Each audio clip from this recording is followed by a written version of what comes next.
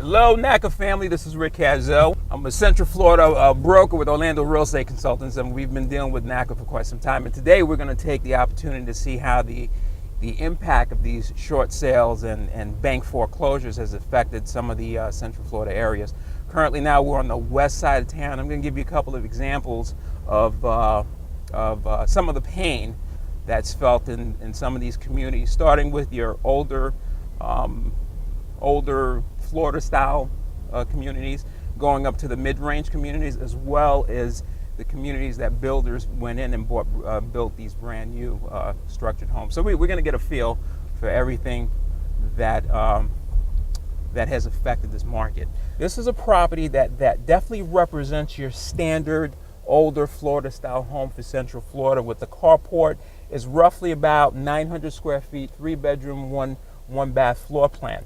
When I first got in the industry, right about 1994, and I was a baby sucking my thumb, I guess, these homes were selling anywhere between $60,000 and $70,000. During the hype of the market 4 or 5 years later, this house was commanding almost $280,000, $290,000. When you take a community where majority of the employment for this community is your industry people working at Disney, porters, housekeepers, and things of that nature, a $280,000, $300,000 house isn't possible to qualify for financing. Okay, and this is what NACA has always complained about: is you have the subprime lenders that came in and was offering people financing at 100%.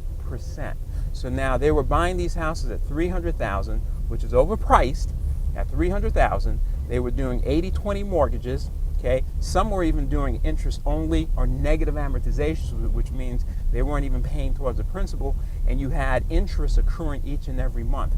So at the end of the term of these mortgages, when they balloon, thus you have this: people just walk away from their homes. But these Florida-style homes with the carports, any house that you see us driving past that you don't see the pride of ownership, or you see issues with the lawn maintenance or what have you, 9 out of 10 times is a vacant home that's been affected by this particular market.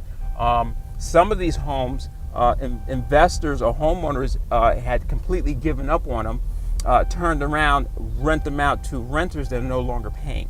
So this, again, when you have a situation with properties, that are depreciating the way they've depreciated in this market, it's a big problem. People just give up. Okay, so in effect, the crime rate went up dramatically once this market actually crashed. It was night and day. And now, furthermore, you had so many vacant properties sitting on the market. You had an influx of people breaking into these houses for the purpose of stealing supplies, copper, granite, the fixtures. I've seen one house that they stripped down to the point where they took the glass out the front door. Now, when you have a transient neighborhood where people are moving in and out, you really don't have people complaining on certain issues. You don't have people bringing up certain issues. The schools are pretty much having to not only facilitate themselves at school, but they're also having to discipline children, and you just don't have that good old, the cleavers, everybody knows everybody, and people are involved in their schools because their focus is survival. Okay, we don't know if we're going to have a roof over our heads tomorrow, so unless there's something dramatic going on with the children, they're not participating in the school situation. Right now, if I go into the MLS system, which is the multiple listing service that realtors use to locate homes for buyers, chances are the MLS is going to be dominated with two types of houses on the market. One will be short sales. That's, of course, folks that are trying to negotiate with their banks to accept lower payoffs on the houses that they currently own, and REOs, which is bank-owned properties. Very, very seldom. I want to say in the last 3 years, I think I've sold one house. We average anywhere between 15 and 20 transactions per agent per month.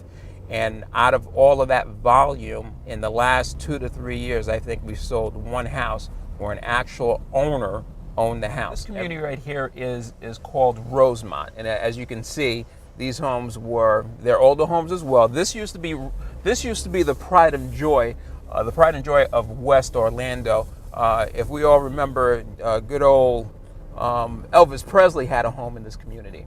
It's a golf course community on a lake, and you can see the style of homes. It's not your cookie cutters.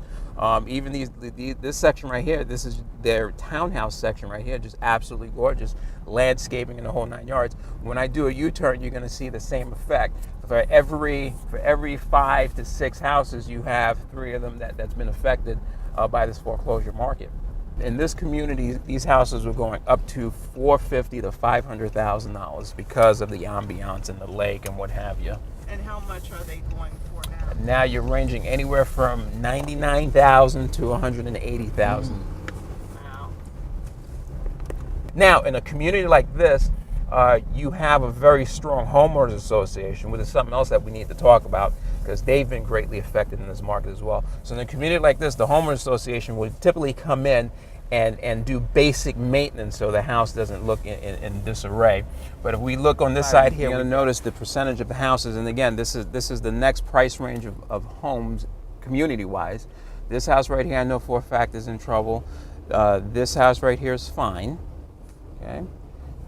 This house right here would be a good example of a homeowner being in trouble or an investor that went over its head because of the market. If you can see the wood damage.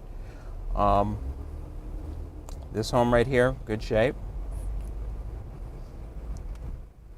This home right here, this one, I got a car coming behind me here. Let's go ahead and let them pass. Ironically, this next house that we're going to pass here, it's had a hard time with foreclosures in a good market, and in a bad market, the new owners seem to be doing okay. This next house here, pride of ownership. The next couple of houses are going to be examples of houses that are affected by the market. Okay, so you have this one here, the one next to it. Those are vacant? Some are vacant. Some are just what they do is they just throw tenants in there until the house is completely foreclosed upon, so they can try and recoup some of their losses. This house right here, that's an example of homes with tenants. This is pride of ownership. This house here, pride of ownership, no issues there. This house, again, I think it's a tenant situation. I'm not too familiar with it, but again, if you can see, no pride of ownership, that's typically a tenant situation. Same thing with this house here. And we get to the last house on the block, pride of ownership, no issues there. So here's a community where you have the income bracket is a lot higher than the first community that we went into. The rental rate is the same because of the market. So in other words, you have homeowners that are having to just rent these houses out because they can't afford to do anything with them. Because of this particular community has what's known as neighborhood watch, which is the sign that we just passed. Yes, there's definitely an increase, but not as bad as, let's say, the community that we first went through, where you just don't have the neighborhood participation. So, but yeah, it has increased. It's increased everywhere. Even in your higher price range areas, it's increased. I've taken you guys to the other side of town. We're still on the west side of town, but we're in the backyard of the greats, Shaquille O'Neal, Dwight Howard, and a couple of other NBA players and movie stars. And this is a community that the developers came behind and actually put in some houses that you can get some good starter prices. As you can see, here's another example of a house that's been affected by the market. And this is a community where homes are selling in excess of $12, $13, $14 million. Hey guys, I want you guys to take a walk with me. Take a look at this. If you can get a shot of the area, the neighborhood here. See the pride of ownership, this beautiful community, as I mentioned, right behind Shaq's house. We're currently in the subdivision in Windermere, okay? And Windermere, by the way, happens to be Shaq's backyard. Shaq's 60,000 square foot palace is right around the corner from these homes right here. And I want you to understand that in a market like this, we've still been affected to where this house right here sits right in the middle of a foreclosure situation.